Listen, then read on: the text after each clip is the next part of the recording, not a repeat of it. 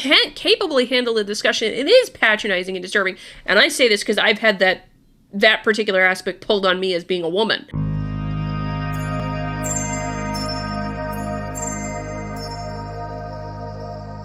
So this particular bit crossed my radar from the Chronicle of Higher Education, which if you want to read this, you can get an account actually, and you can view, I think, 2 articles a month for free. So if you're wanting to see this, yes, you can still see this.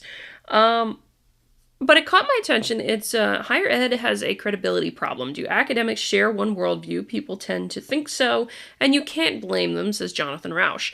Jonathan Rauch is the author of a book called The Constitution of Knowledge, which came out recently, and I am going to be reading that soon myself. Actually, I just ordered a copy because it looks really interesting to me.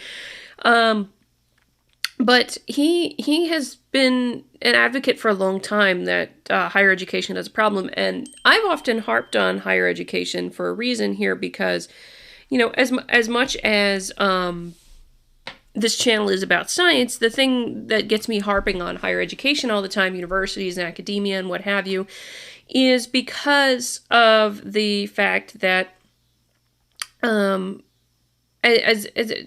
that's where we train the next generation of scientists. So it becomes incredibly important. Whatever's going on in higher education is really important to me. And so I want to read a little bit of this. It's an interview with Jonathan Rauch and Evan Goldstein for the Chronicle Review, part of the Chronicle of Higher Education. So I thought it would be interesting to read through some of it, because there's some things that Rauch says that I'm not in agreement with. But there are actually a lot of things that he says that I am in agreement with. So let's see. He starts at the beginning talking about the fact that, for a long time it was, Plato recommended the enlightened authoritarian. He was the one who said the expert should rule the world, essentially, is what Plato said. So he's the one who we owe that argument to way back in the day. You have Hobbes and Rousseau, and of course when all else failed, there's violence when you're trying to get things done. And eventually you ended up with the liberal system, the classical liberal system of adjudicating differences and ascertaining what's true, which is where we've been for a long time in the U.S. history. And he talks about, the American founding as a political and epistemic revolution. That's what he's going to talk about in the book. But I'm not going to focus on what he says in the book so much because I honestly haven't read the book yet. I just ordered a copy. But I do want to go down here and talk about some of the things. So yeah, Rauch is pointing out that the system is under attack. The liberal system is under attack. And whether you call it wokeness or critical social justice or what have you, that's where I think the majority of this attack comes from. Outrage and disinformation, alternative realities, and forced conformity and ideological blacklisting have contributed to an epistemic crisis. It can feel sometimes as if we're walking around in a daze debating first principles. How do we know what we know? How do we know it's true? Rauch spoke recently with the Chronicle Review about intellectual climate on campuses, the extent to which professors are afraid of their own students, and why higher education is losing credibility with the public. I'm not gonna read all of these particular things, but I do want to point out a couple of them that came across my mind here. So the first question he's asked: what role does higher education play within the Constitution of Knowledge? There are 4 major pillars of a reality-based community. My label for the people, professionals, institutions, and organizations that work under the rules of the Constitution of Knowledge. The first is academia, science, and research. The second is journalism. The third is law. The fourth is government. Of the 4, the academic world is first among equals. First, it's at the forefront of actually doing knowledge work, figuring out what is and isn't true. Second, it determines and refines the rules for figuring out what's not true. And third, it transmits those values to subsequent generations. So higher education is at the heart of the whole system. And I actually, to a degree, agree with him now, though that wasn't always true. It certainly wasn't always academics that were doing knowledge work and figuring out what is true, or people in positions in universities. There's different things long before that, because a lot of scientists back in the day in history held other jobs. They weren't just university professors or anything like that. They were also folks like Ben Franklin, who was a politician, diplomat, but also scientist at the same time. You can go back through history and you can see a lot of these things just in climate science alone, where you had scientists, yes, but they also worked and were experts in other professions and fields. They were very multidisciplinary. Let's see. You yourself are not an academic, but you spend a lot of time on campuses and have long been an engaged observer of the academic scene. How would you characterize the intellectual climate today? There's a huge amount of important and serious and honest work being done in American academia. We should not forget that. We sometimes talk about talk as if universities are Maoist struggle sessions. They're not, but there are a few interlocking problems that seem to be getting worse. I don't 100. Well, I do agree actually that universities are not all Maoist struggle sessions. That doesn't happen to me all the time. That doesn't happen to all academics all the time, and so that is a perception that is incorrect. That they're all Maoist struggle sessions. They are not, though it certainly feels like they're getting that way at times with some of the news things that you read with different universities and doing this and that and the next thing that drive some students really crazy and professors really crazy too. One of them is the lack of viewpoint diversity. When there are entire disciplines, certainly entire departments, where a student can go through training starting as an undergraduate through grad school, then on into her professional career, and maybe even through retirement without even ever encountering a political conservative, that is going to cause serious distortions because of the questions that won't get asked and the prejudices that will be assumed. And it's going to cause the public to believe that the enterprise of academia is not on the level. So lack of diversity is problem one. It fuels a couple of other problems. One is chilling. Surveys, anecdotal evidence, and reporting find there are many students who are afraid of their fellow students and professors who are afraid of their students and sometimes of other professors. There are entire topics that scholars are effectively avoiding out of fear. That is the opposite of what a university should be. A university should practice and model open inquiry and intellectual fearlessness. Instead, we have fearfulness that someone will be hurt, someone will be offended, someone will protest, someone will demand an investigation. In other words, what we have is cancel culture. We have a huge fear of cancel culture, of being called out. And I mean, in American culture, yeah, probably being called a racist is probably one of the worst things you could call somebody right now. But that's the thing, is you're afraid to offend somebody, so you're not engaged in pursuing the truth. You're not engaged in the fearlessness of pursuing the truth, and you're afraid of diverse viewpoints because of it. Afraid of expressing a diverse viewpoint. And I will admit, lately, this has been my problem. It's like, I'm actually quite nervous to express what I really think in my own academic space that I'm in right now. And this is despite the fact that I'm not a professor. I'm a research scientist. But let us continue. There's a further related problem that also comes with a lack of diversity or exacerbated by it. Politicization. We're seeing in a number of fields, especially in the humanities and social sciences, demands that the disciplines themselves take on particular political priorities. Tongue twister. If there is one thing good science should not be, it's politicized. Again, those of you who have been longtime viewers of this channel know that that's my stand on this too. Good science should never be politicized. It should be completely, that's one of the norms of science. Remember, ding, ding, ding, one of the norms of science, disinterestedness. You should not be bringing political interest to doing science, ever, here. And it's just like, funny enough, I had somebody say to me, well, this is gonna hurt our discussions and our position on this. I don't care. If I'm doing research and it turns out that what you're assuming is incorrect, I'm not going to silence myself just to satisfy you.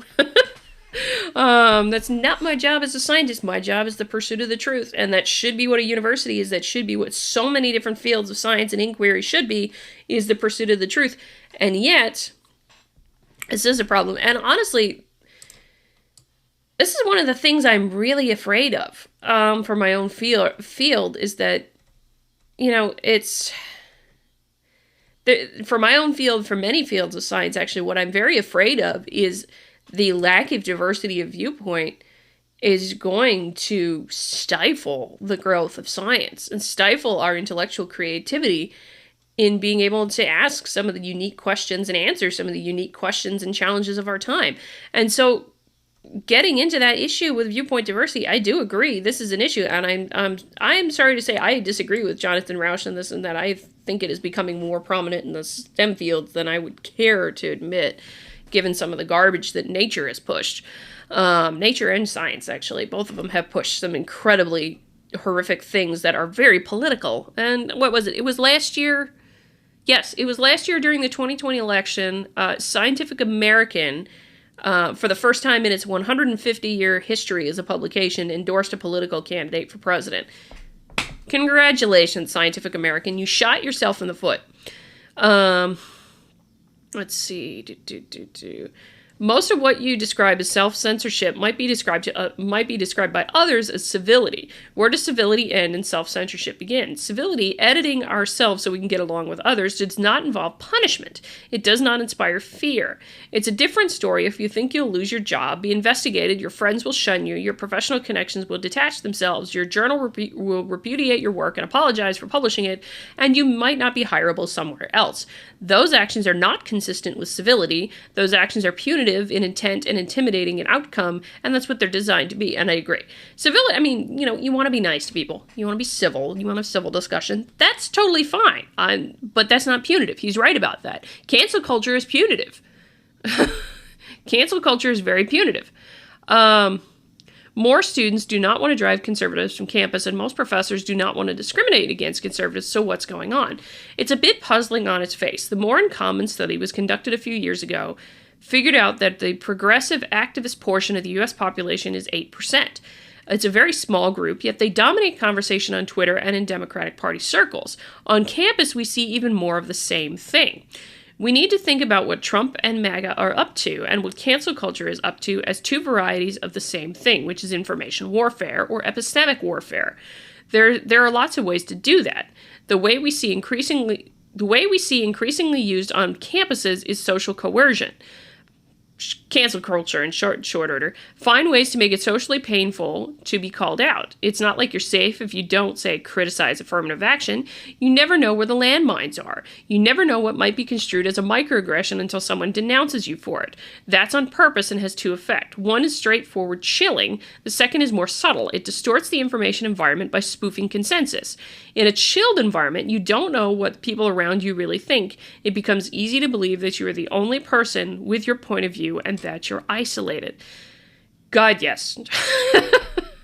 Yeah, admittedly, I actually said this recently in a different survey or some commentary that I was making somewhat anonymously, but I can say it here that I get this. You walk around campus now with the way things are and social coercion.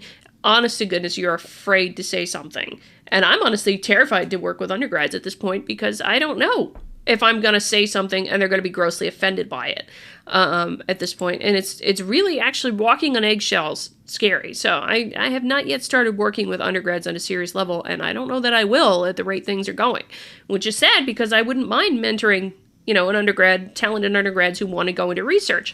I wouldn't mind doing that. But why should I? Why should anybody if this is the kind of attitude? Now, the reason I'm going to say for myself is one of the reasons you got to try to is because you want to show them viewpoint diversity. You want to show them different ways of thinking, and you want to challenge their ways of thinking so that they improve and grow. But the second point he's making about the chilled environment and not knowing what other people really think when you're afraid to share your views with each other, it does get very isolating. It does get very lonely and depressing very quickly, and if I'm getting choked up, because that's happened to me. That has actually happened to me. Where I see things going a certain way, and I feel really alone and depressed some days because of it. Let's see. You argue that acting censoriously in the name of laudable goals like diversity and inclusion tends to be counterproductive. For one thing, norm policing often backfires on the norm police. Moreover, censoriousness patronizes and imperils minorities. How so? I'm married to a man today, miraculously, because of free speech and free inquiry and sovereignty of facts in the Constitution of Knowledge. When I was born in 1960, it was illegal in most states to have sex with a person you loved. Gays were considered mentally ill by the psychiatric profession, subject to shock therapy, sometimes lobotomized, denounced from the pulpits, assumed to be a threat to national security. I could go on. The only reason for gay progress was that we were able to organize and make counter-arguments showing that the reasons for all the hate and fear do not exist. To argue that minorities are so fragile that we'll be traumatized if we're exposed to contrary arguments or even hate speech is first of all ahistorical. We faced it down and we won. Second, it's patronizing, and third, it aids our oppression. And the excuse for second-class citizenship for gays, women, and black people was always that they're weak. Think about the slogans. Gay people, pansy, limp wrist, sissy. Women, the gentler sex, not capable of surviving the rigors of the workplace or politics without feeling dismay or shock.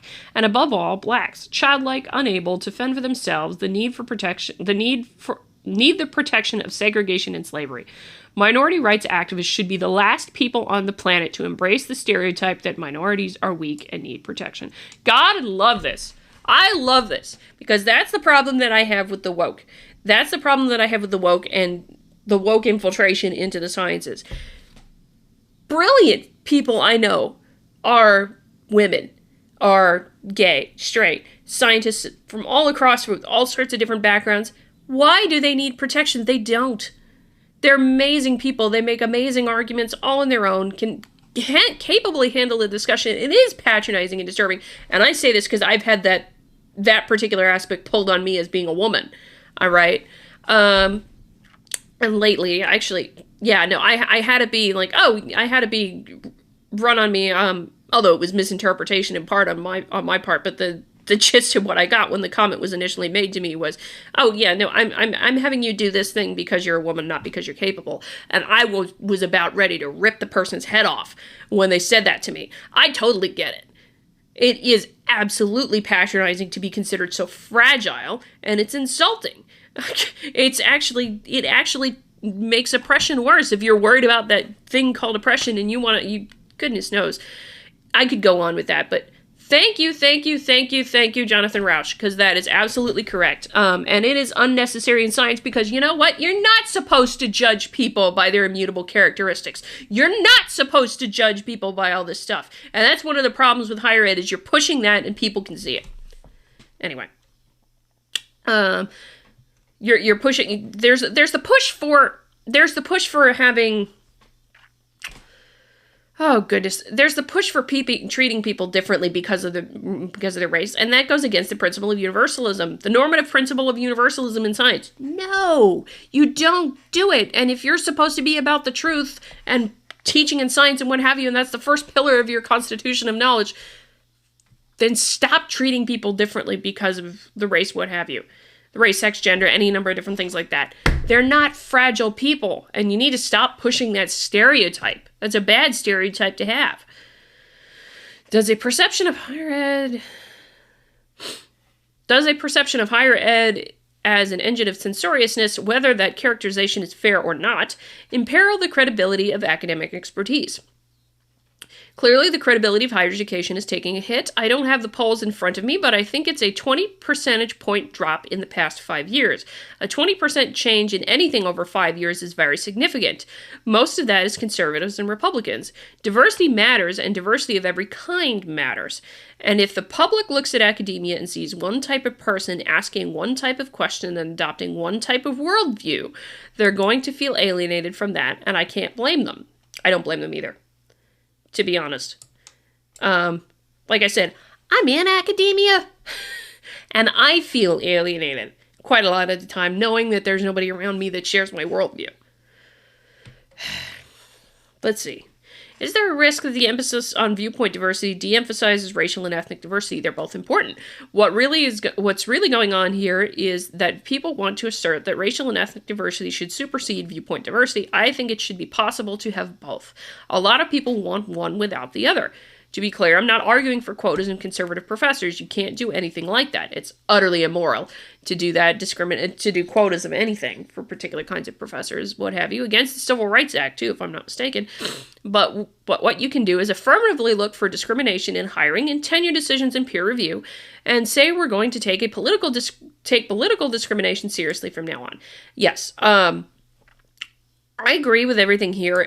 I absolutely do think you can have both. You should have both. And diversity has been shown in research to actually improve productivity in organizations, and that includes universities. So I don't have a problem with any of that. I want to see it. I want to see more of it. I want to see some of the disparities change and see more people from all sorts of different backgrounds involved in science. Absolutely. But I also agree that, you can't just say you want all of that kind of diversity and not have viewpoint diversity, and you can't say you want just viewpoint diversity and not have every other kind. Diversity as a whole is what matters here. And you certainly should not have quotas for anything. That is a really bad idea. Let's see.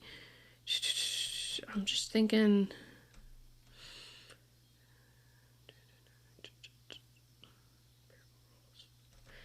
Just trying to think what were the other good ones that I wanted to look at with his questions. And I'm going to link this so y'all can read it. How afraid are professors of their own students? I hear that all the time. How afraid are professors of their own students? I hear that all the time, and they're not afraid of most of their students. It's just a handful. I spoke to an untenured but tenure-track professor of neurobiology, and one of her modules early in a course was on autism and how it affects the wiring of the brain at an early age. One student said it offended them because it can be seen as marginalizing to autistic people. This was a student known for their activism. Most students don't mind in the least learning about activism. So the professor went to her department chair, and the department chair told her to ignore the student. Great, I said, so you kept the module. She said no, that she dropped it. I want tenure, and I interpreted the student's complaint as strike 1. Why risk strike 2 or 3? That's scary for a professor. And, these evaluations are taken seriously by the different departments. So, if that activist student wrote something really, really negative just because the professor was talking about autism, and, I think I'm going to take a wager in this story here that what they were talking about was the, probably ableism. They probably thought the professor was practicing ableism by talking about autism that way. Which isn't, again, some of the postmodern stuff is absolutely stupid. Let's see. You point out that cancellation campaigns tend to fail when individuals and institutions have backbones. How would you rate the spinal stiffness of college presidents these days? Words I thought I would never say. My impression from folks in the trenches is that it's not as bad as it could be. Leadership is such an important factor here. The person at the top sets the tone all the way down and sets expectations. When the crisis comes, it's too late. You need leaders who establish clear values and promulgate their values to the freshman class when they come in. And that is the problem, actually. I don't agree with Professor Rauch, Jonathan Rauch here. I do think that there are a lot of very spineless college presidents who will back down the moment that they're challenged on anything and there's demands made of them that they should do this and that they should do that. I really do think they're spineless because they're afraid of lawsuits. They're also afraid of the publicity. They're afraid of a lot of things. Let's see. This ought to be interesting. I heard an interview you did recently in which you described recent legislative actions, including anti-critical race theory bills, as a, quote, clear shot across the bow to universities that the time when they could go about their business allowing small groups of radicals to basically dominate the environment without external political consequences is over, end quote. I'm very unhappy to see politicians barging into campuses and classrooms to dictate what can or cannot be taught, but it's happening partly as a result of the collapse of credibility on campus. A lot of people out there in the political land, especially on the right, think that campuses are engaged in indoctrination and teaching fake facts. This is America. It's a populist country. It's a democratic country. Technically, it's a republic. And you're going to see political entrepreneurs make hay with this. One thing we know from history is going back at least to the Scopes trial is that the worst people on the planet make curriculum choices or write syllabi are politicians. They should never, ever do it. They're terrible at it, but now they're doing it. And my admonition to people in academia is that there's more to come if you didn't get more conscientious about making campuses more hospitable to a true diversity of ideas. So I'm going to take it he's probably not for the AntiCRT bills and the different laws, which I disagree with him because I think there's a good misconception there, of they're not restricting free speech, and they're not restricting what can or cannot be taught. What they're trying to say is you cannot teach this particular thing as a fact when it is a worldview and way of viewing the world. Many of the anti-CRT bills have absolutely no problem with you teaching it as objectively as possible to say, hey, look, this is this particular thing. This is how these particular people, how this particular worldview views the problem of racism in society and social justice and what have you. That's okay. That's what a lot of anti-CRT people, myself included, are trying to say with these bills. That's okay. What we have a problem with is teaching it as this is gospel fact, when it's not. It's an opinion. And CRT is, for all practical purposes, is not a theory according to science at all. It's an ideology, and it's an ideology that emerged out of academia in the 1970s that states that racism is everywhere. In every single interaction, racism is always assumed to have happened. Things like that. So, I don't agree with him, of course, obviously, on the bills not being legal. They don't restrict academic freedom in the slightest. The professor can still do research on whatever the hell they want. What's different is teaching something as fact when it is not considered to be fact. And particularly in K through 12 schools, it's a bad idea to teach that. So it's like that. But I do agree that part of the reason for seeing it more and more is because of the lack of credibility, or the drop in credibility in academia, and the lack of viewpoint diversity, and the perceived,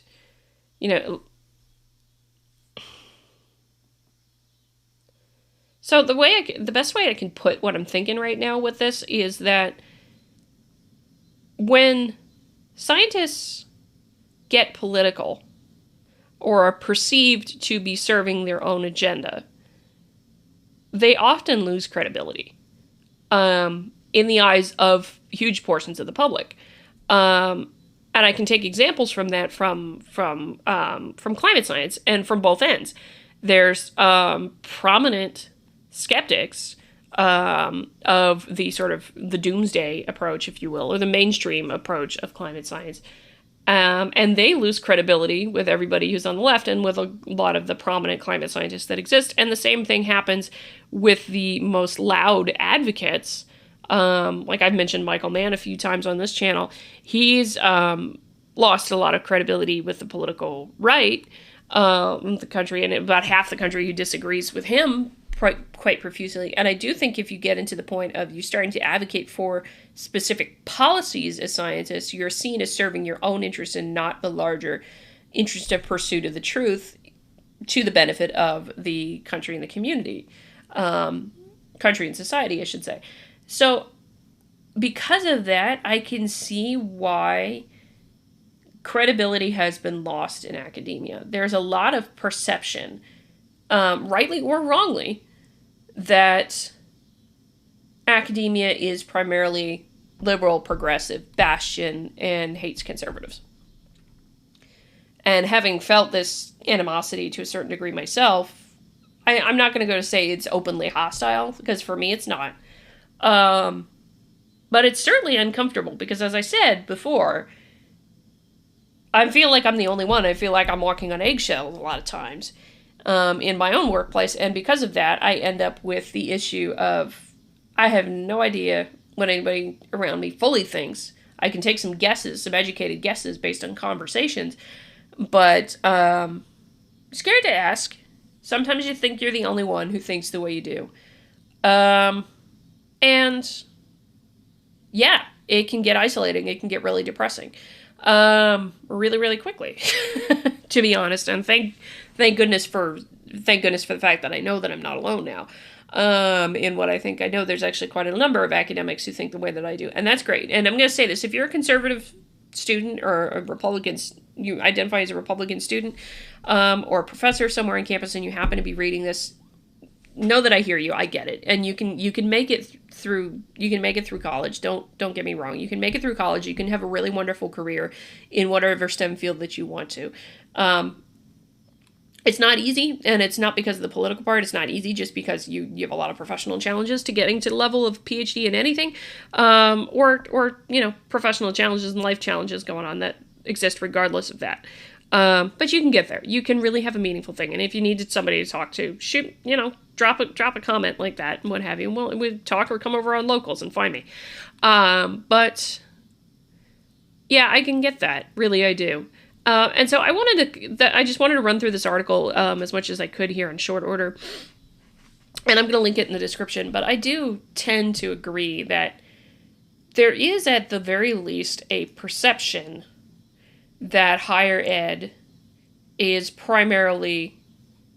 universities, academia, science and research, are primarily the bastions of liberal progressive. And liberal and primarily, have a perception that the worldview that's there, that's only welcome worldview, is liberal progressive. And I mean, that's not true, because I'm there. I know many other conservatives who are there in sciences, and the like. And so it's not true, but the perception is there. And it doesn't seem like academia really wants to correct it. And so I do worry that in the pursuit of diversity and inclusion, there will be a profound effect on diversity of viewpoint and worldview because of a perception that the university has not done a very good job of correcting. And that's sad, because for me, it makes me worried for the future of science, that we're only going to get one or two different worldviews in here, and it will end up meaning that we lose some really good perspectives to examine the problems of our time in science, whether it be climate change or pandemics or any number of different really big science issues, like finding cures for cancer. You need to be able to have different worldviews, because they often give you different perspectives. But yet, the thing is, if the training ground itself is viewed as so polarizing and negative toward particular worldviews, and positive only toward one of the many worldviews that exist, then those many perspectives that could provide such a rich chance and great intellectual creativity to solve the problems of our time never get trained. We never train the students with those amazing worldviews and how to do good science if they run away from the university, or they run away from a field because of the lack of intellectual, political, not political, but intellectual and viewpoint diversity that needs to be there for science to be the great thing that it is. And science as an institution has fallen apart, in part, I think, because of that. There's actually a lot of reasons, I think, not just off the one here, but so that's my fear. So I'm going to say to you, if you're out there and you're, conservative, or you feel like you're not welcome on campus or what have you, know that you're not alone. There's probably more students than you think, more professors than you think, that are very welcome. And, there are also maybe more professors than you think who are very open to having a dialogue with you. And you just have to strike up a question and ask. And admittedly, I say this because I'm really terrible at doing this myself. You have to strike up a question and ask, because then you can open up that dialogue and have that communication. And you may not always find, of another professor on campus who's conservative. You may not find that. But that's okay, because you will often still find professors and people who have different worldviews than you, but they're willing to have an honest conversation. And they're willing to go back and forth with you and talk about different ideas and, hash out a problem, and won't get into politicization of a particular field or the field that you're in. So I think just bear that in mind. We're there. We're just a little more hidden right now. And maybe this is a good way to say to y'all, is like, as I said, if there's conservatives somewhere on campus and you need somebody to talk to, shoot me a message on Locals in particular. If you can come over to cyworthy.locals.com, and that's the best place to get a hold of me, aside from Twitter. You can, of course, DM me on Twitter, and let me know. So I think that's it for now. That's my thoughts, kind of rambling a little bit. But I thought this article was really interesting, and I would be curious to hear your thoughts on Jonathan Rauch's answers to these questions. Like I said, I don't 100% agree with him here. But that's it. I hope you liked this video. If you liked the video, share the video, comment on the video, subscribe to the channel, all that good jazz. You can find me over at cyworthy.locals.com. If you become a supporter there, like I'm a supporter there, you can connect and talk with me. It's as little as $3 a month there. So that's it for me this time. Until next time, I am Adrian. Stay curious, my friends.